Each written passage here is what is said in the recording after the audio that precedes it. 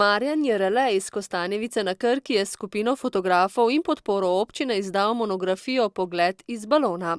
Najmanjše in edino slovensko mesto na otoku je z umetniško fotografijo obeležilo 11 avtorjev. Monografija je izšla ta mesec ob občinskem prazniku, začetki pa segajo leta nazaj, ko se je Jerele odločil za balonarstvo.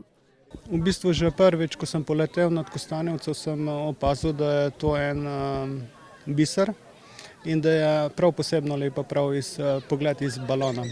S tem sem tudi dobil idejo, še z gospodom Janijem Zakškom sva se pogovarjala o tem in sva skupaj organizirala fotografski tabor in vse to, kar se še danes dogaja.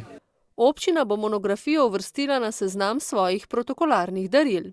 V letošnjem letu praznujemo 760-letnico prve omembne mesta Kostanjevice na Krki. Ob tej priliki smo potem spodbudili gospoda Jereleta, da je nekako se svojo idejo in svojim delom pristopil k izdelavi te monografije. In jaz sem zelo vesel, da imamo ponovno spet neki dokument. Namreč ob 750-letnici smo dobili Vekov tek, ob 760-letnici pa dobili monografijo, torej fotografskih posnetkov iz ptičje perspektive. Kostanjevica vedno preseneča, tudi tiste, ki mislijo, da jo poznajo. Občutek nenehnega spreminjanja ji daje rečni objem, v katerem se lepotica zrcali. V monografiji so posnetki 11 najboljših posavskih avtorjev. Med njimi je tudi Hrvoje Teo Oršanič, direktor Kozjanskega parka. Do sedaj je bilo kar nekaj mojih posnetkov uporabljenih v različnih monografijah, že tako lokalni kot na državni ravni, pa tudi širše že. Verjetno je to bil povod, da so me povabili k sodelovanju in sem v bistvu tega zelo vesel. Namreč med ekipo, ki je sodelovala, je kar številčna, smo se kar dobro ujeli. Ni bilo nobene tiste prislovične slovenske nevoščljivosti, kljub temu, da so fotografi znani kot relativno veliki individualisti. Na nek način smo se učili eden od drugega, veselili smo se pri vsakem dobrih posnetkov in sodelovanje je bilo pravzaprav tako dobro, da mi je po svoje danes kar malce žal, da je ena etapa zaključena. Jaz bi z veseljem sodeloval še naprej. Že do zdaj je nastalo mnogo več čudovitih posnetkov, kot jih je Marjan Jerele izbral za objavo. No, ena od variant je tudi koledar, seveda. Pred leti eden že išel, da se ne bi ponavljali, smo pa kakšno leto spustili, da so dali še tudi druge motive Kostanjeviške gor.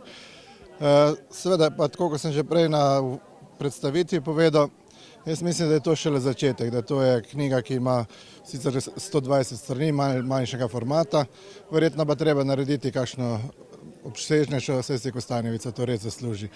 Fotografi so avtorske pravice odstopili brezplačno in bi enako storili za novo, večjo monografijo. Fonda je dosti, že zdaj nastali, seveda pa, če bo to se odlašalo, bo treba spet nekaj stvari na novo poslikati, ker se stvari spreminjajo. Kostanjevica se lepša, moram priznati, ker vrsto let zahajam, pa se mi zdi, da določena leta se ni nič naredilo ali pa je celo stagniralo in propadalo še bolj.